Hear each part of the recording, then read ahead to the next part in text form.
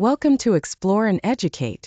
Today we have some more family-friendly jokes about animals for kids. Let's get started. What animal dresses up and howls? A werewolf. What did the mother elephant say to her kids when they weren't behaving? Tusk, tusk. What do you call a dog magician? Al abracadabrador. What do you call a cow with no legs? Ground beef.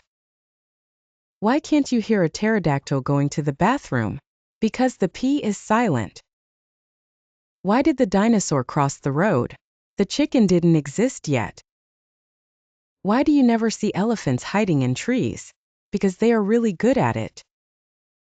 What do cows read? Catalogs. Why are spiders great web developers? They like finding bugs. What do you call a fly without wings? A walk. Why kind of bug is in the FBI? A spider.